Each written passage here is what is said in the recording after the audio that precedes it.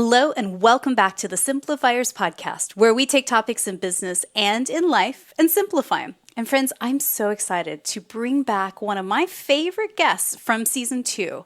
Her name is Terri Cole, and I know you're going to recognize her voice as soon as she starts speaking because she is going to give us the real truth right now. And the topic we are simplifying today, I feel like a lot of us, okay, I'll put my hand up first, need to hear this right now, 2021. And it's how to stick to your boundaries.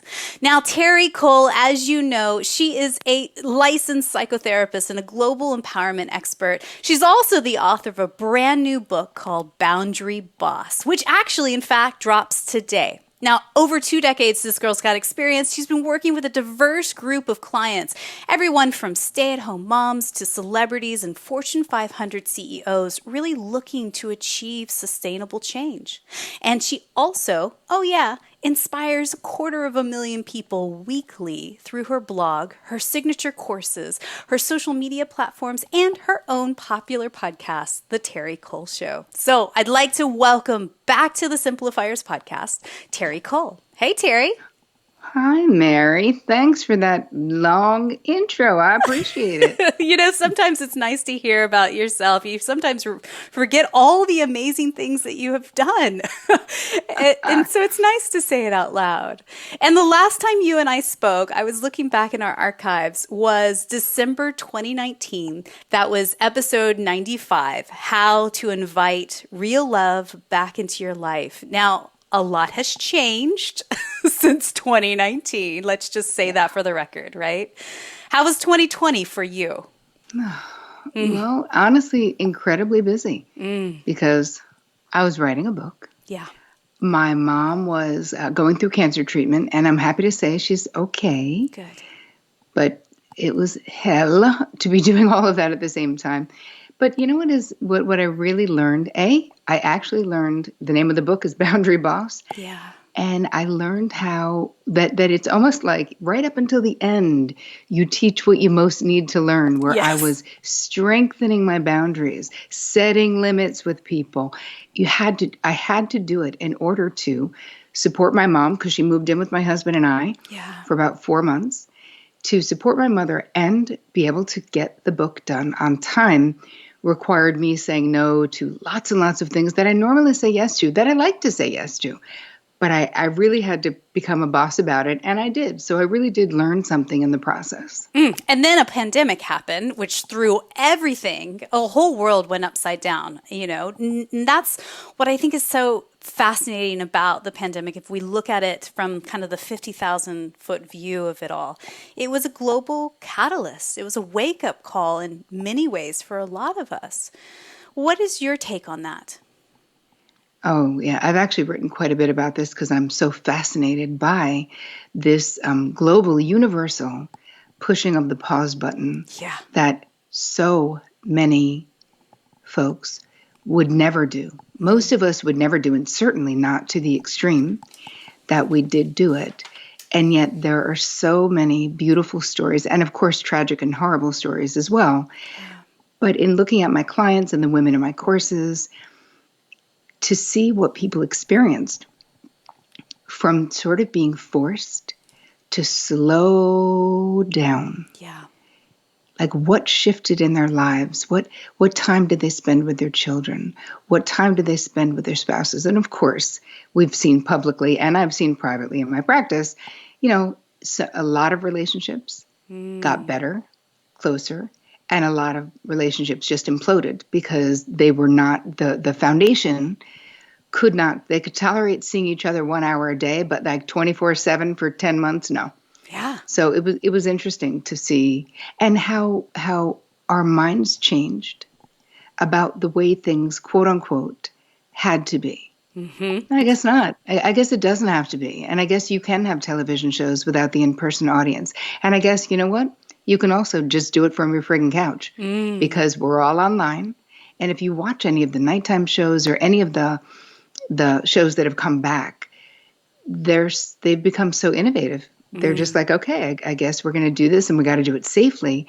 But I've really enjoyed seeing the masks, Not, forget the double entendre. I'm not talking about the other masks, although I like them too. Yeah. But I mean the emotional masks that we wear. And when we're in this habituated scheduling, those masks stay in place. Yeah. And there was something about, Stephen Colbert or, Trevor Noah. You're not there with hair and makeup people. You're literally there with like your two kids and your wife, if, in Colbert's case, and you are producing a show Yeah. Still having on to do your it. own. And what they're showing of themselves is, without all of the other big production stuff, I thought the quality was better than it had been. So anyway, Yeah. I'm super fascinated by the changes, Mare. That's all I'm saying. Yeah, no, I think you're onto something. There's two things that you said there that really stick out to me. One is just that the when you strip back all the noise, all the things in life that we believe are true, we strip back to a deeper level of authenticity with ourselves and potentially with the world if we give ourselves permission to show that outwards. But then the second thing that you said is just realizing that there's not everything that you thought you needed, the overscheduling, the busy, the running in the rat race, go faster, faster, harder, harder, may not be true. and you start to realize and reprioritize what you spend your time on, both in your business, but also in your non-work life, right? Absolutely. And again, it was a wake-up call that maybe we didn't schedule. We definitely didn't schedule. And yet, even with scary things happening, Yeah. that we change, we grow, we adapt, because as humans, we're so adaptive. And I think it's valuable to look and say, well, what changed? Where's the gem in this crap stew Yeah. of self-wisdom, of learning, of evolving, which, again, not bypassing what was hard, not bypassing what was bad, painful. People lost loved ones. I mean, there was a lot of suffering, obviously, that has come and that is still happening right now. And yet, I feel like in life, it's kind of our job to go, okay, but what did I learn about myself? Yeah, it's a deepening of identity and deepening of core values and beliefs. And I suppose that there has been a re-examining, right? Like going, okay, well, that maybe served me to that point, and now I'm releasing that anchor and growing and believing other things. So I want to bridge the gap on what we're talking about here, this releasing of past core beliefs and moving towards a deepening of identity, deepening of where we are now, and how we bring this to how we set boundaries. So why do you think it's so hard? And what are the common myths that women believe when they're setting boundaries? Why is this so tricky for women? Well, I think the common myths are that people are going to think I'm a bitch, or I have to be mean. To have healthy boundaries means I have to be confronting everyone and rejecting people and saying no all the time, and that means I have to be aggressive. I have to be rejecting. These are all things that culturally we are taught to not want to be. But the real deal is that it's not actually true. But there is a fear. We have been raised and praised, most of us, for being self-abandoning codependents. I mean, come on. Yeah. And having niceness, quote unquote, I'll put quotes on that, being like the virtue above all others. Yeah. And yet in reality, when we really look at what happens when we are not a boundary boss, when we have not mastered this art of clearly communicating what is okay with us and what is not okay with us, right? Yeah. It's a super simple Brene Brown definition of boundaries. What are we doing? When we say yes, when we want to say no, are we being super nice? No, we just want to be perceived as being nice. But what we're really doing is misleading people, giving people bad intel about who we actually are. We are sort of abandoning our own even if it's just our own preferences. Yeah. Right? Where how many women do you know, and how often in your own life have you been like, I'm easy, no fuss, no muss, you know me, it's all good. And I want to be like, is it? Why is having no opinion good? Or why is not prioritizing your preference good? Why is it viewed as like a pain in the butt to say, you know what, I actually had pizza yesterday. I really don't feel like having that for dinner. Can we do something else? That's literally just asserting yourself. But what you're doing in the process is allowing people in your life to authentically know you.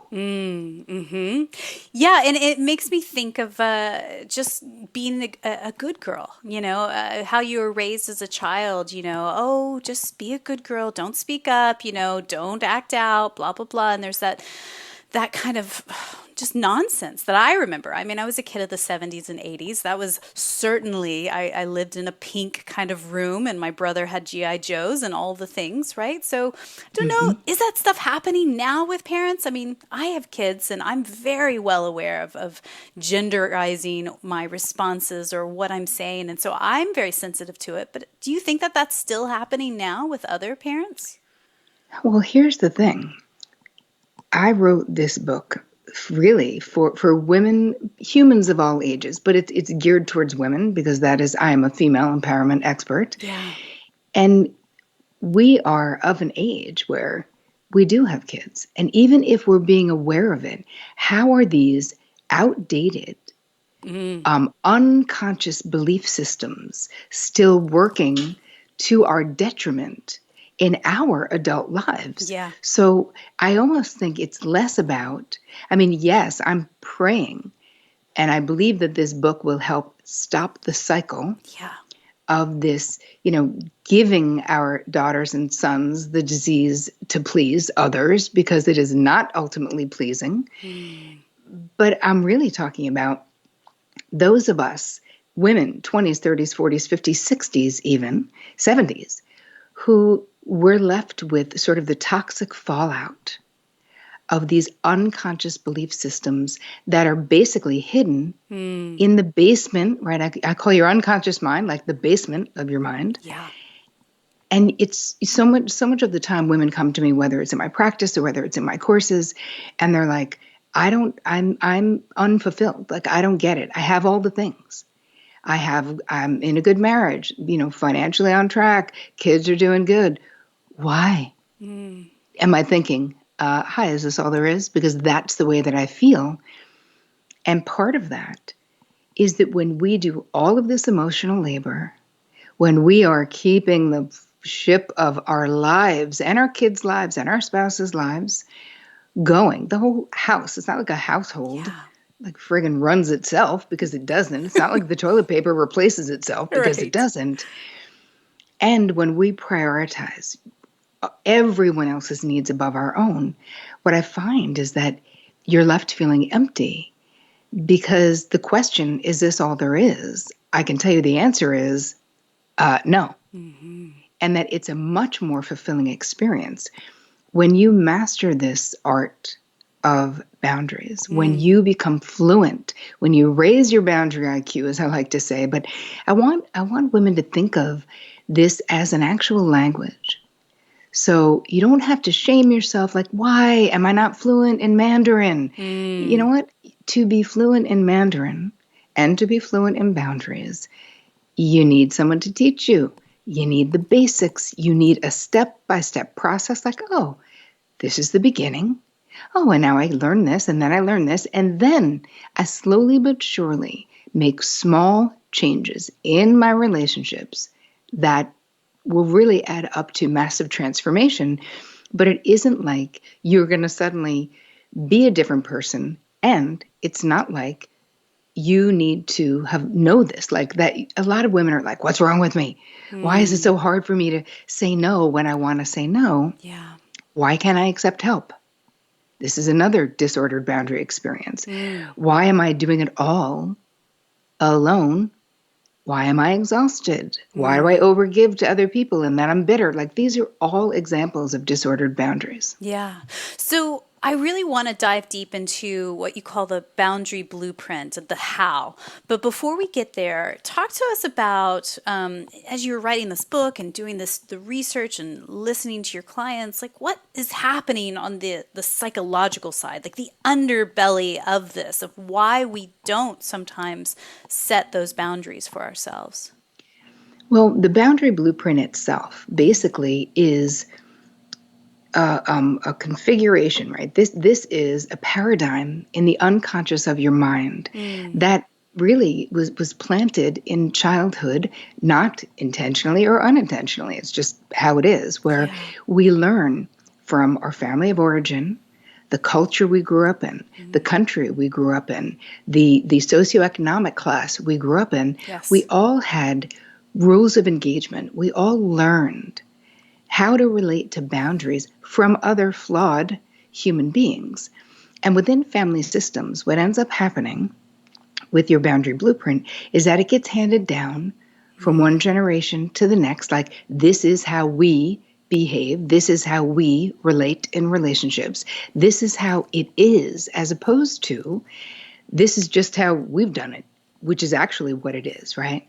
So if you don't reveal, and part of the process of the book, a big part of it is revealing your unique boundary blueprint, because yours, Mary, and mine, totally different, because we all have these different familial experiences and, configuration of families and all of that stuff. So the first thing we do is reveal what it is. So then you have conscious choices to go, oh, that's really, see, my mother was passive aggressive when she had something negative to express and when she wanted us to know her displeasure.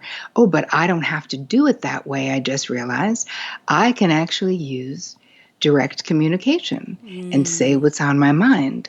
And you may be listening to this and going, no, I don't do that. I promise you, you answer those questions. I've got some really powerful questions. It's a pretty extensive thing in the book itself, but we could do a couple of the we could do a couple of the lighter ones. Yeah. Where we all swear we're not going to do whatever mistakes we think our folks made.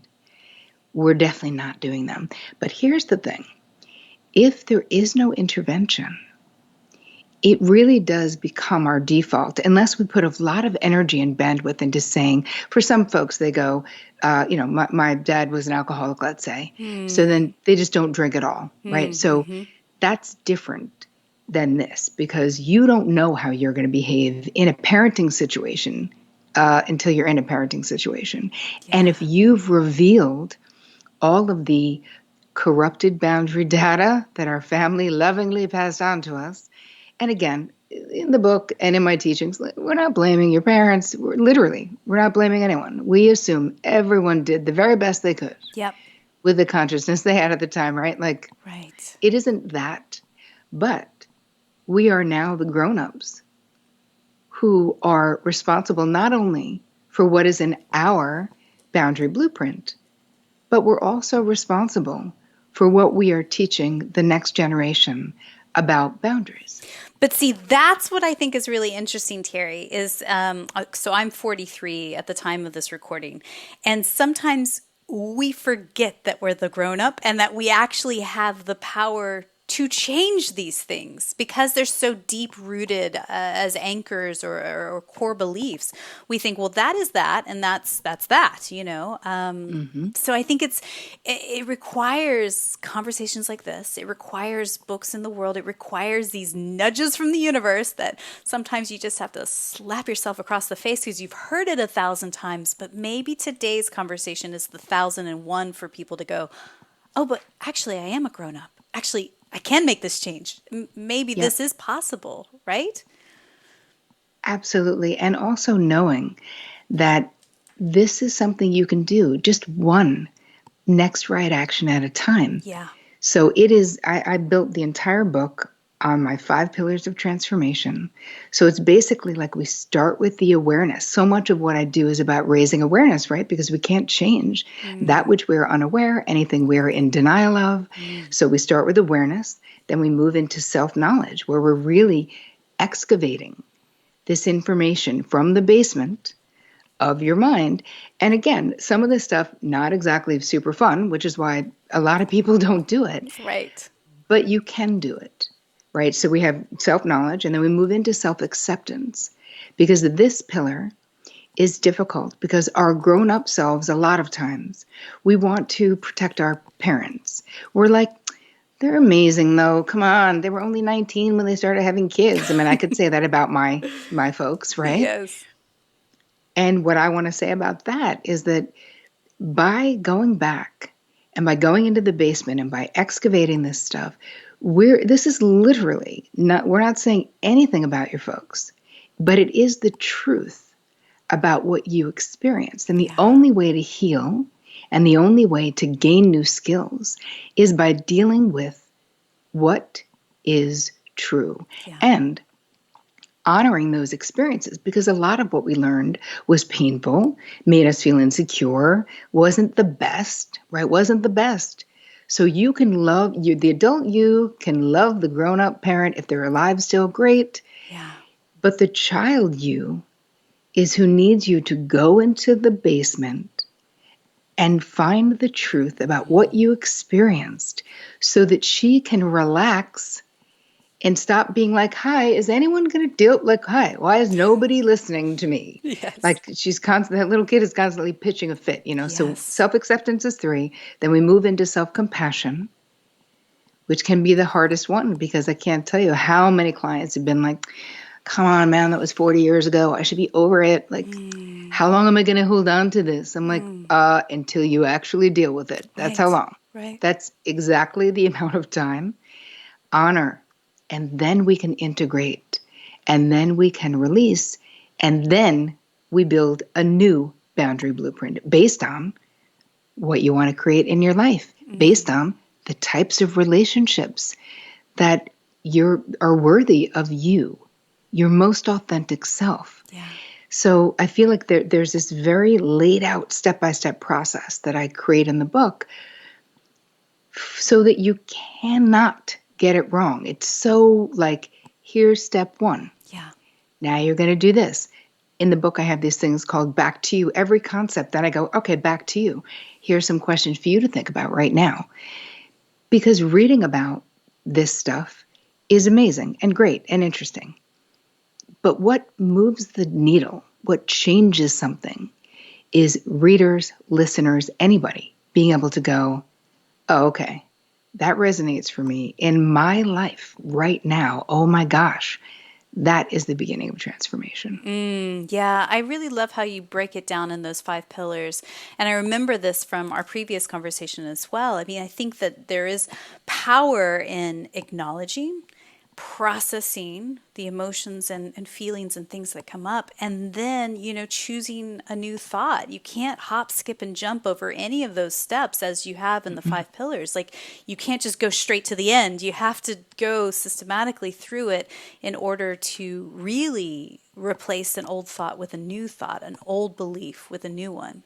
So yes, and wait, hold on. The 5th pillar, which I didn't say, is self-mastery, self-love, self-celebration. That's all in the 5th pillar. Okay. Yes. So let's talk about some of those questions. If we were to do a little mini exercise of starting to rebuild that boundary blueprint, what questions would you have us answer? Well, you would first say, just look overall. How were boundaries handled in your family of origin? Yeah. Right? Was the family very enmeshed? Or was there it allowed that you be separate? Could you have a separate opinion from the people in your crew? Or was it like groupthink only? Yeah. And would you sort of be in trouble if you didn't agree? Were you allowed to have separate space? Some people didn't because they didn't have it, but that's a physical, right? Because boundaries are not just emotional in what we talk about. You have the categories of boundaries, right? We have physical boundaries, emotional, mental, there's spiritual boundaries, sexual boundaries, and all of those things. If you look at your family of origin, right, were people allowed to just take your things? That's material boundaries. Or was there respect? And did someone have to ask?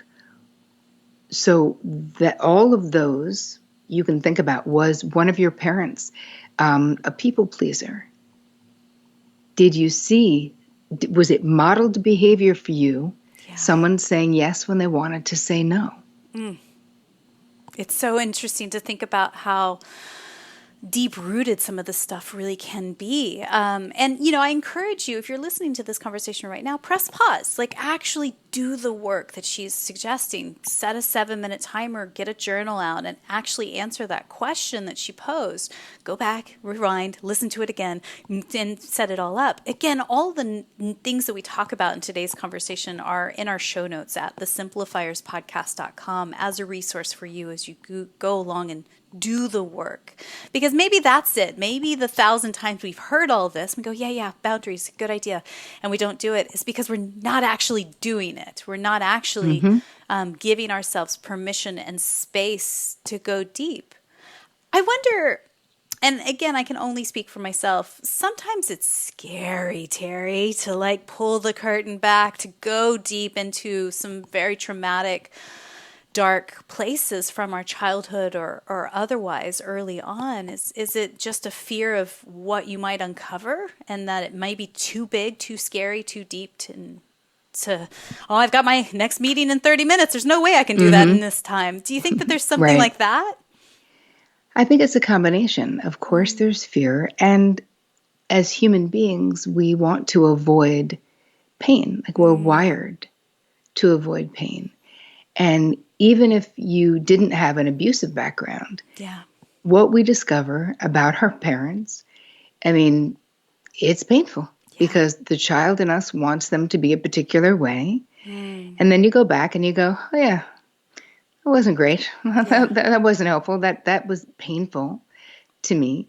So I understand avoiding it, but I think that you can do it. The reason why I teach in very small baby steps is that most people don't have time where they're like, I'm going to take off 2 months and just do this. Yeah. So of course I do teach, I teach courses on this, and wrote an entire book about it, which you can take at your own pace. But I strongly suggest that you do take it at your own pace. But also realize, unless you have had untreated complex childhood trauma, so if you have had untreated complex childhood trauma, you need therapy. You need a help. There are free places. We will give you some resources in the show notes.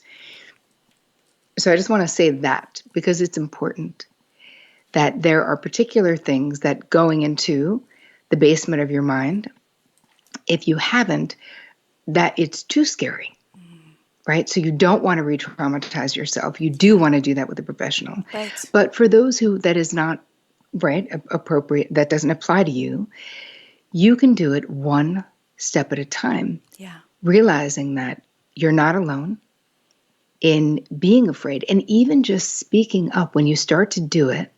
And I always guide people to do it with lower priority people to start with. We never start with our most important people because that's really scary. Right.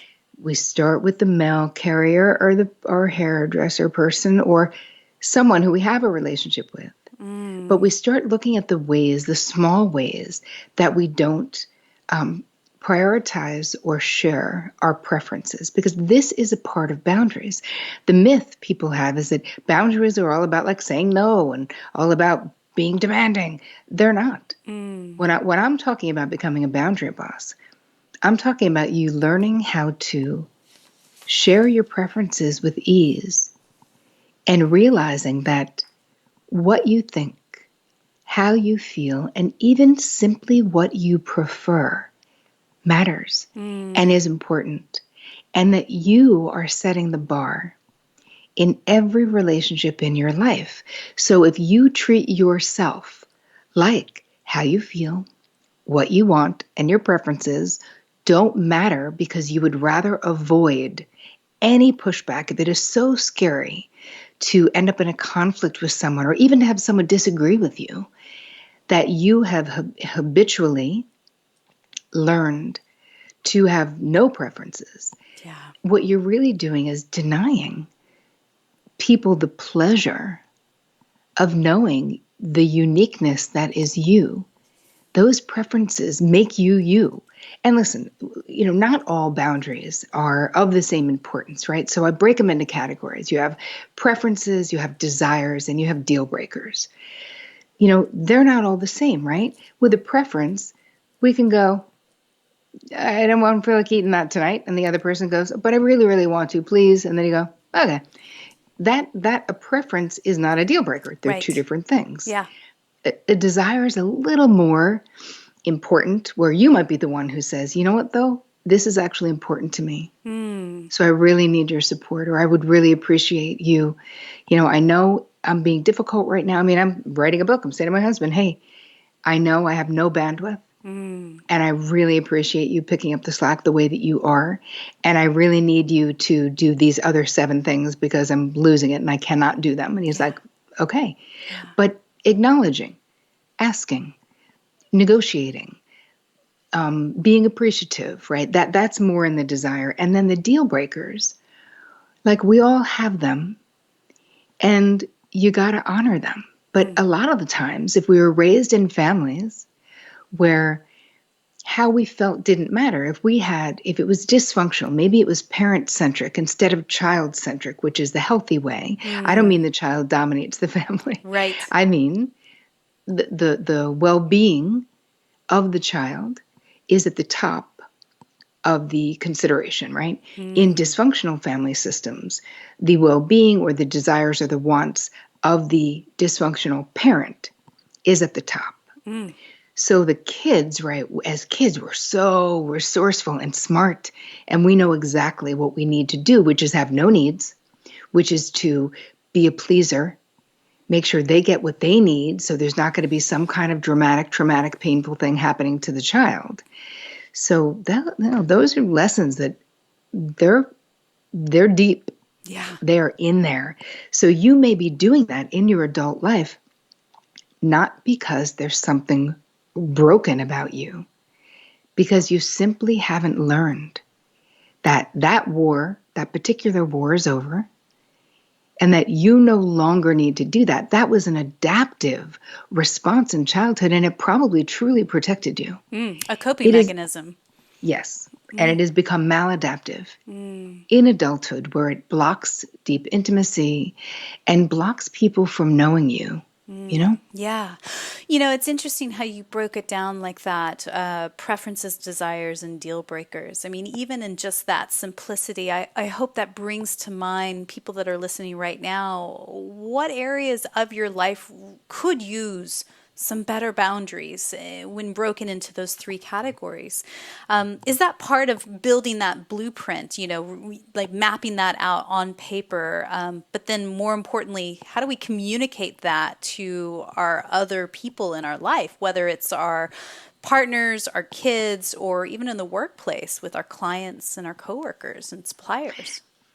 Well, the beginning, another one of the exercises in the book is it's a very extensive list called the okay and not okay list. And we literally hit every single area of your life, from the way you interact with coworkers at work, to the lighting at work, to everything. Because when we're used to sometimes sucking it up, we don't even realize all the areas that we are what I call auto-accommodating. And it is friggin' exhausting and not satisfying and super unnecessary. So part of the gift that I'm giving to your audience is about auto-accommodating, which I think it's kind of self-explanatory, but if not, is you see yourself in any situation and you are immediately like, well, I can do this,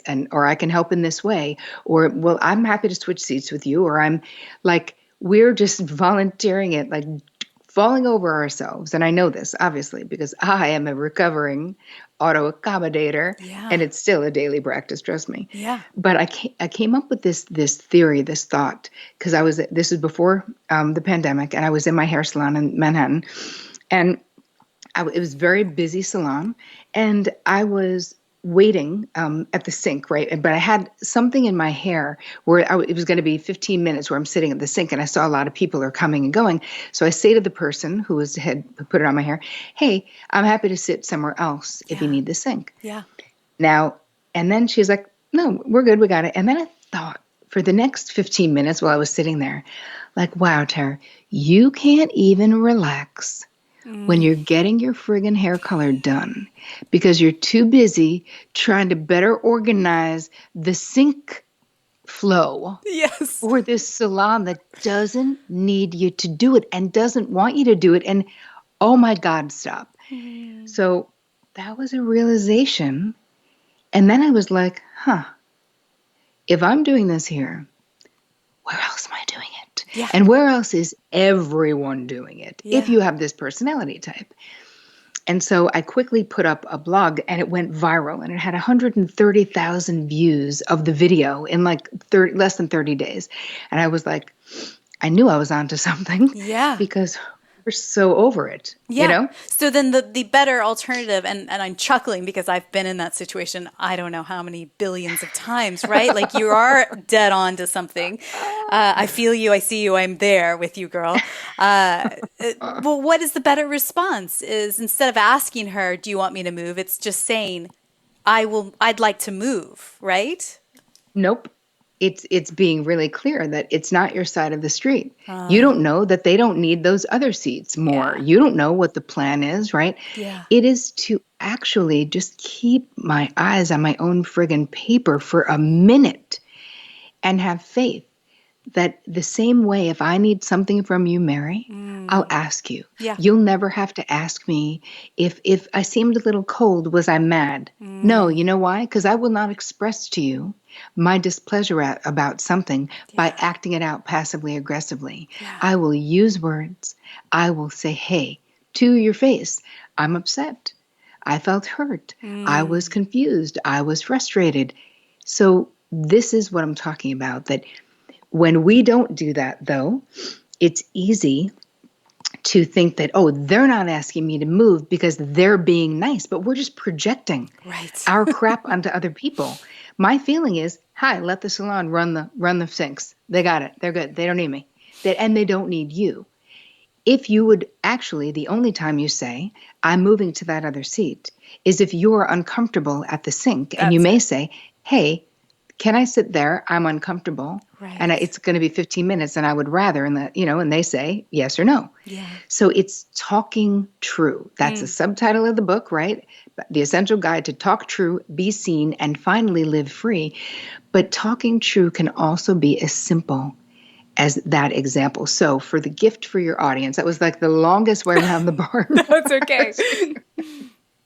Get back to the gift, which is that I'm giving you ideas of how you can protect your incredibly precious energy, right? Your spirituality, like your internal self. Yeah. And there's those of us who are highly sensitive folks, which is definitely me. Maybe you fall into the category of being an empath.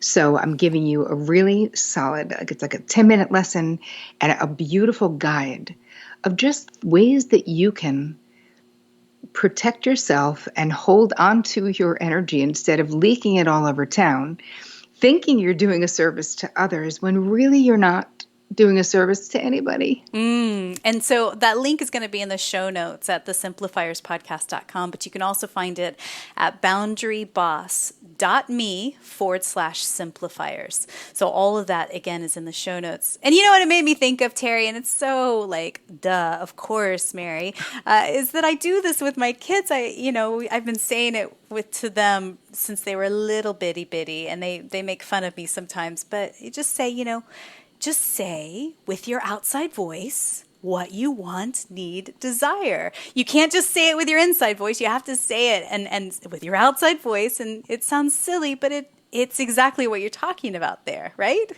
Yes, and it's actually really good training for kids because you're creating a sacred or a safe space for them to express themselves. You're encouraging them to say, listen, it doesn't only have to be what mommy wants you to say, because many of us were raised like, Where's my smiley girl? Right. Turn that frown around. Right. Where there were certain emotions and experiences that were just, you knew would get you rejected rather than get you the love of that parent, which of course is all we want. And so we learn to be, you wonder why there's all these people out there teaching this stuff and it's all hyper positivity, bypassing like everything happens for a reason. You're like, you know what is not helpful, Betty? That statement. After my mother just got diagnosed with cancer or whatever, like just stop trying to make yourself feel better about my situation. Yeah. And how about I'm allowed to just be like, this sucks. Yeah. When it sucks. Yeah. We don't have to be like, but it's okay. And yet that is such an ingrained response for many of us who were raised to be good girls, as you had said at the top, Mare. It's true. And, applying it to a work situation, going back to what we talked about at the beginning of like being afraid you'll be seen as a bitch, or that fear of like, oh, well, the client's going to fire me if I set this boundary or whatever. How do you overcome that stuff? What would you give advice for there? Well, part of it is the more fluent you become in the language of boundaries, the less daunting it is. Part of why we have these exaggerated fears of speaking up is because we don't have the skills yet. Yeah. And I give you so many. Oh, actually, and in the gift, I'm giving you some boundary scripts. Yeah. That's the third thing that Good. it was the boundary scripts. So that you go, okay, so this is like a sentence starter. I can make this my own. Because so much of the time we just don't say it because we have these exaggerated fears of what will happen. Yep. And then that makes the words just disappear. But think about something easy, saying, you know what, Bob, I'd like to make a simple request that you not call me after hours. Yeah. Right? So my business day ends at 5. Yeah. So if you do call me after hours, my phone is off, just know I will be getting back to you during my next business day, which starts at 9 a.m. the next day. Right, right. But we wait until Bob calls us after hours 44 times until we literally want to kill Bob. And then, without the good words, we're just like, Bob, who the hell does Bob think he is? What do you think? You're my friend, Bob? You're not. Yes. Like, we can just go crazy. Yeah, and unless you're a brain surgeon who is planning on doing Bob's brain surgery at 9:00 tonight, I'm guessing Bob does not need to talk to you right now. You know what I mean? Like, it's a funny thing, but it is so true. I know a lot of our listeners are wedding planners, and they let their clients walk all over them in that sense of like, well, if I give her my cell number, then she knows that I've got her back, but her wedding's not for 4 more months. Why is she calling you at 9:00 at night? Do you know that's the thing? That's a clear example. But this is the whole thing about clean agreements, which is also a whole boundary thing, is that we set ourselves up to fail. Oh my God. All the time. You know why? Because we don't have clean agreements. We don't have proactive, like there's a whole section in the book and when I teach about proactive boundary plans, which is knowing who the heck are you dealing with? You know the boundary bullies in your life right now. Yes. I don't want you to name them, Mary. But we all could literally, listeners, bring to mind someone who you're like, oh, they're definitely a boundary bully. You come up with a hardcore plan to approach them a particular way based on what you know about them, based on the evidence that you have from the past. So not all. So there's 3 categories of the way that we set up boundaries with people. You have your first timers. That's people you've never done it with before. You may think they're a boundary bully, but hey, man, if you've never said anything to Bob, you're just not drawing boundaries. Right. He may not be a bully. He literally might just be tone deaf or doesn't know. Yeah. So that's one. And then we have the repeat offenders, where you have said the boundary thing, but they seem to like selectively forget that you said it. Yep. And then there's a whole other category of boundary destroyers. It's literally a whole chapter in the book. And this is a lot of people with the, personality disorders could be in there. Narcissistic personality disorder could be bipolar, like the cluster B personality disorders. It's not just them, but it could be them. Yeah. Where all of the things that you learn about how to deal with other people, the rules don't apply.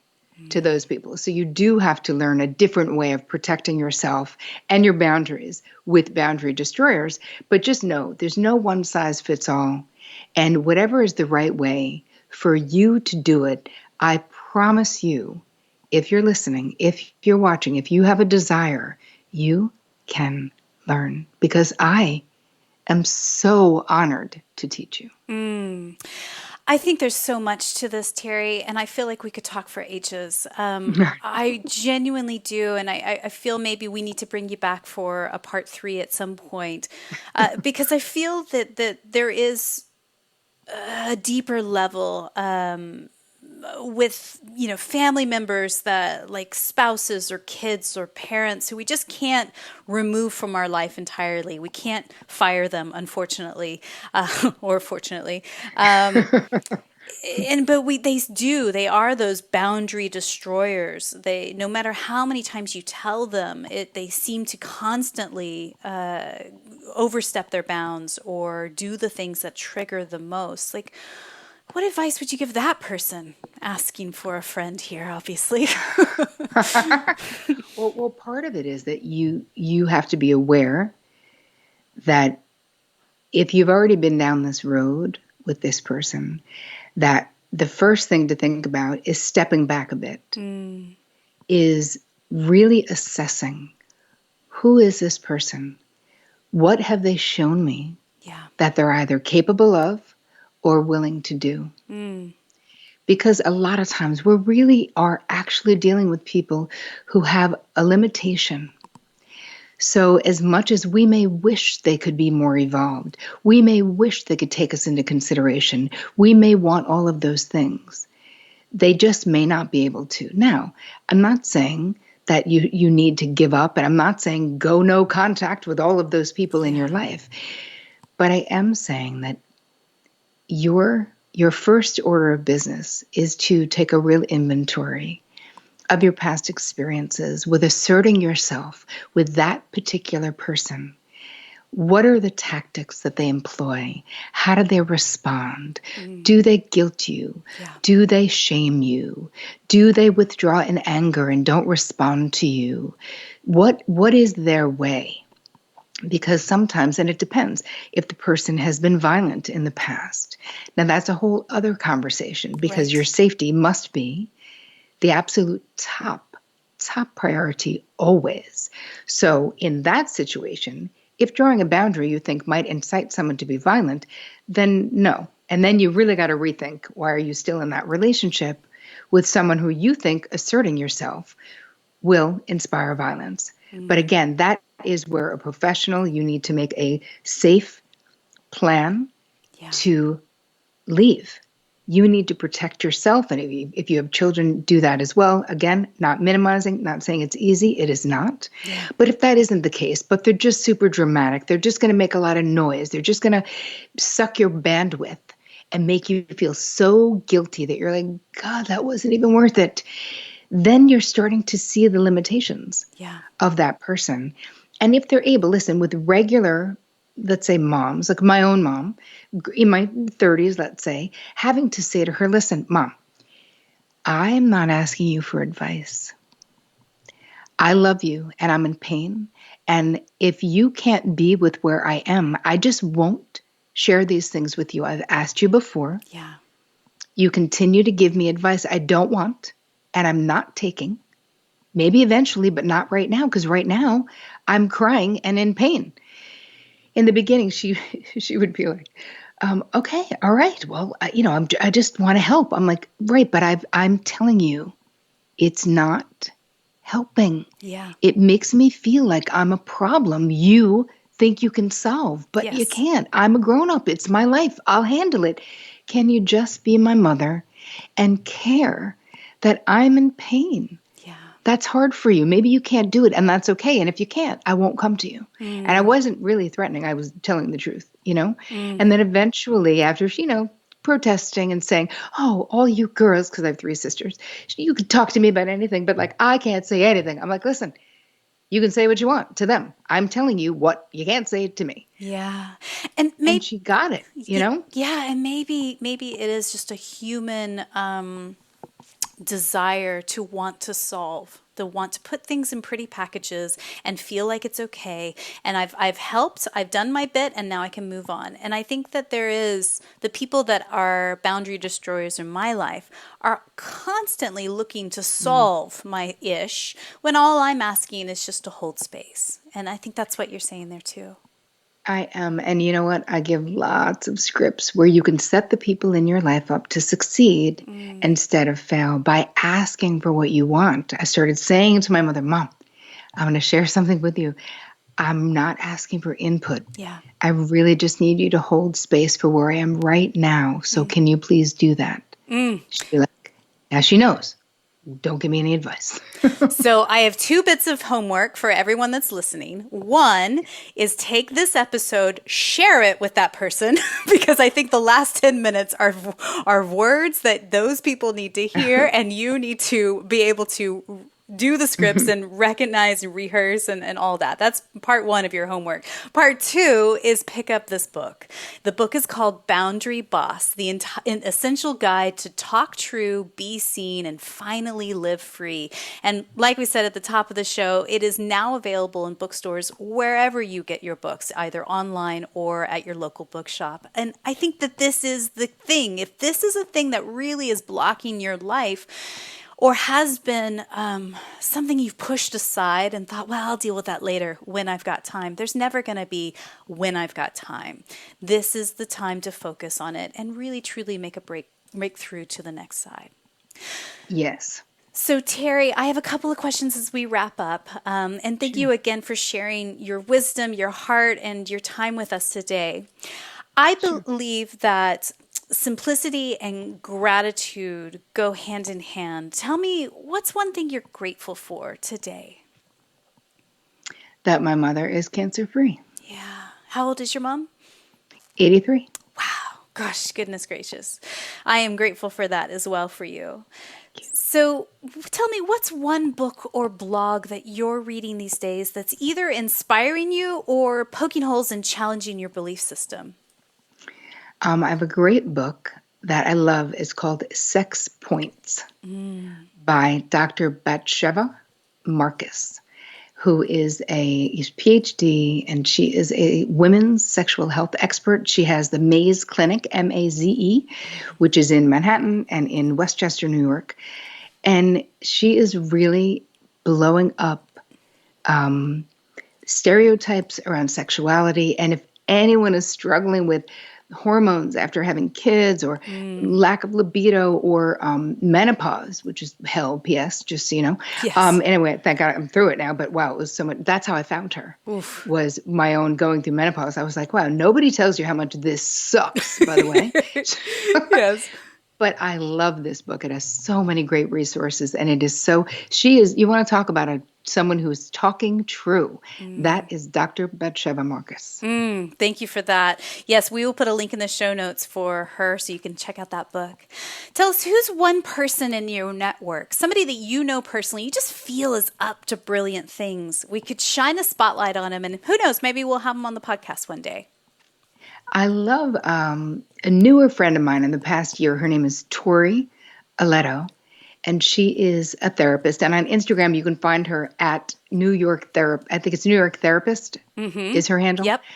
And she is putting out so much thought-provoking, original thoughts around the way we relate to ourselves, self-love, emotional self-regulation, stuff I'm really interested in. But she's got a beautiful skill of taking these heady things and just making them very accessible. And every 2 weeks she does webinars. Her stuff is very simple. Like, she doesn't have like an elaborate anything, but such great quality. So if you're into like mental health stuff, she's someone who's very interesting. Brilliant. We will link her up in the show notes. If you guys are curious about her, you can find her there at the simplifierspodcast.com. And I encourage you, wherever you're listening to this podcast, flip over and do a search for The Terri Cole Show. Subscribe there as well, because then you get this beautiful voice in your earbuds all the time. And you can get these little simple bite-sized episodes from Terri that help, again, point you to the right direction, point you to new anchors of beliefs and thought patterns, and setting those boundaries that actually stick. Her website is terricole.com, and all of her social media links are in our show notes as well. So Terri, my final question for you today, and again, thank you so much for your time. Someone somewhere is listening to us right now, and it has been a rough go. 2020 was not pretty, and 2021, hard, hot mess. She's looking to set boundaries. She doesn't even know where to begin. What's one thing you could whisper into her ears right now just to encourage her in this moment? You can do it. I got you. And I have so much free stuff out there too. And yes, I wrote a whole book. You can get that, and I'm giving you guys a free gift. But go to my YouTube channel. There's 400 videos. Yeah. You don't need money. You just need the desire.